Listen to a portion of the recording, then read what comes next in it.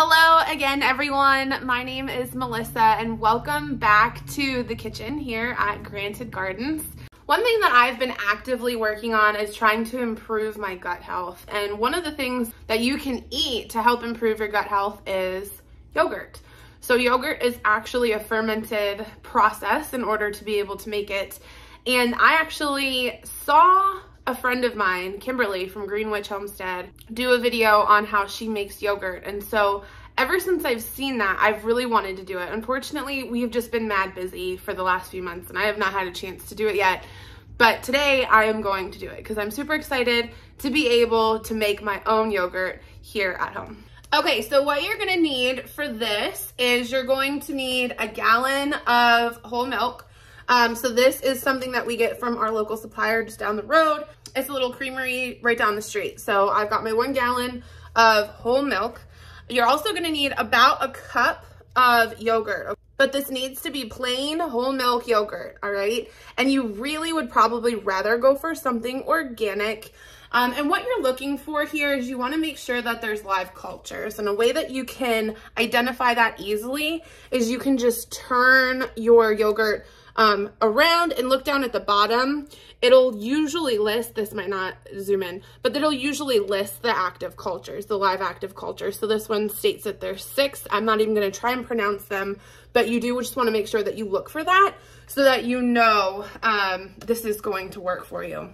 So really what we're going for here is those probiotics, all right? So that's what we're looking for to recreate in our yogurt that we'll be making at home. That's what's going to help regulate you and give you a really healthy gut. Now, what else you're gonna need is you're gonna need 4 quarts, quart-sized jars. Make sure that they're clean, preferably fresh out of the dishwasher. And then I also have here just a big pot. This is a heavy bottom pot for us to be able to heat up our milk, and then a thermometer for us to be able to keep track of the temperature of the milk. And lastly, you just need 2 more things. You're gonna need a 1 gallon container. This is gonna be used for you to fill with hot water and to place next to your milk overnight while it becomes yogurt. And you're also gonna need a cooler to set this all in to help regulate that temperature overnight. Shout out to South Mountain Creamery. I did my internship there many summers ago, and they gave me this cooler in exchange for my hard labor. Bless them for that, because I really didn't know what I was doing, but hey, it's great. Okay, so first thing that we're gonna do is we're gonna set up our incubator. We're going to fill this with hot water.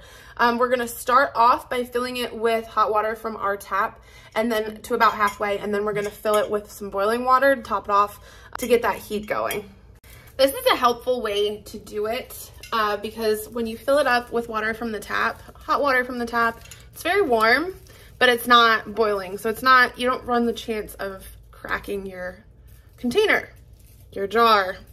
Whereas once we pour the boiling water in, it'll kind of mix with this. So it's not as much of a shock to the jar, but it's still getting you heat that you need for your incubator.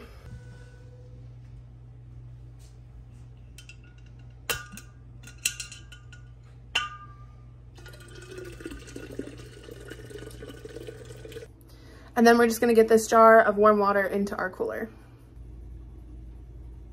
All right, close the lid on that, and we're gonna get our milk started to heat up. Now, we're going to put our pot on, dump our entire gallon of milk in, and we're going to slowly heat it up to 185 degrees.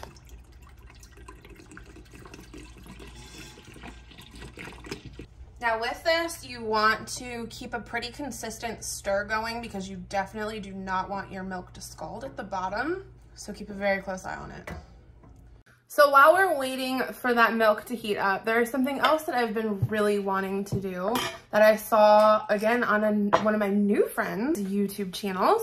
Her name is Julie and she is from Row & Co Farm. So I'll put the links to both of their channels below. Go check them out, please.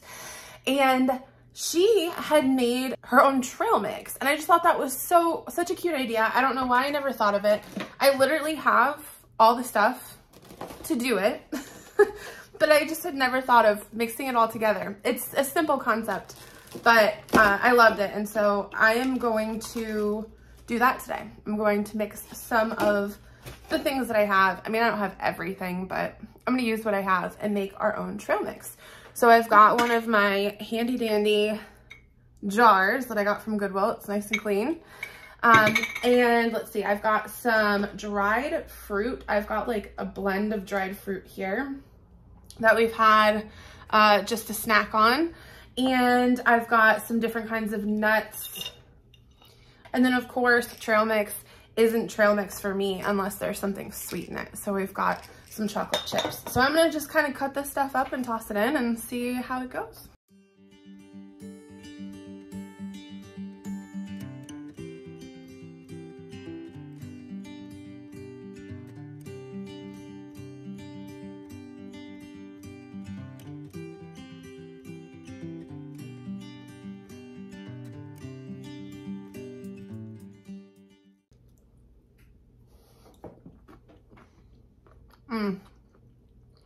I'm a big fan.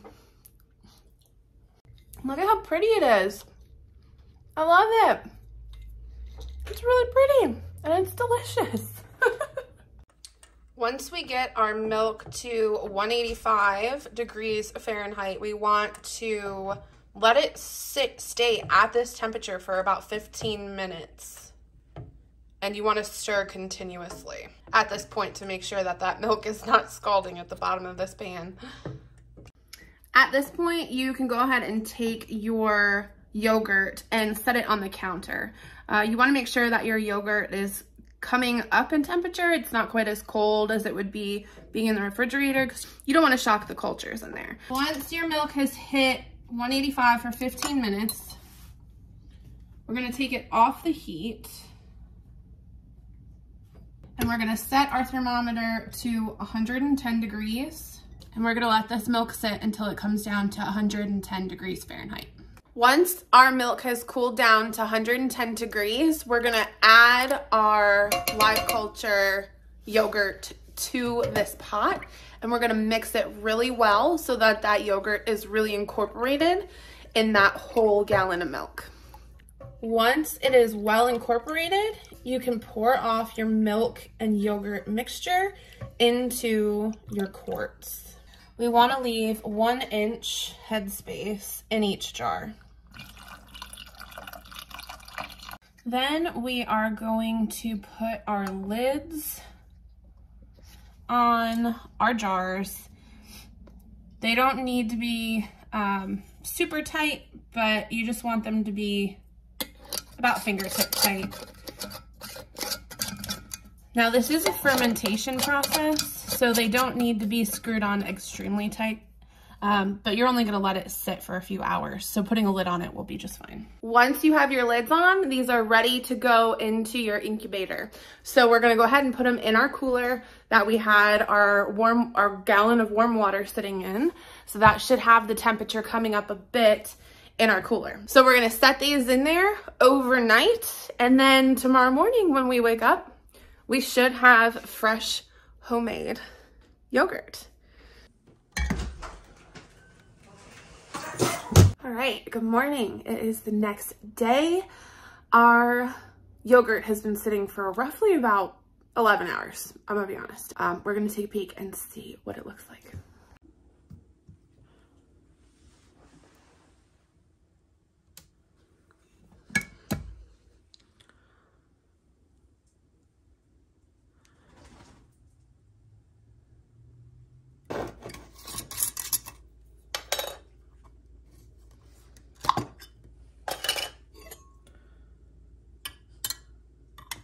Nice. On the bottom, it looks pretty consistent. That is awesome. All right, so we're gonna taste it. Now, obviously, this is plain. I did not add any kind of flavoring to it. It looks a little runnier than I'm used to, but it's still the right texture as far as looks go. So I'm gonna give it a taste. Oh yeah, it tastes just like yogurt. It actually tastes a little bit better than my regular yogurt because it's got a little bit more like of a creamier taste to it.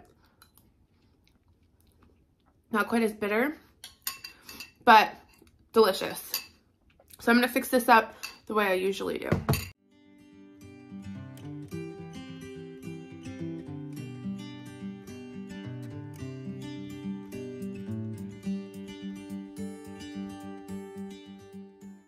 So I'm gonna store the rest of my yogurt in the refrigerator.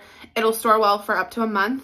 And additionally, you wanna make sure that if you are sweetening your yogurt ahead of time, like instead of just sweetening it per serving, you wanna make sure that if you go ahead and you sweeten the whole batch, that you save at least a cup from what you made, and keep it unflavored, keep it plain, because that's going to be your starter culture for your next batch of homemade yogurt.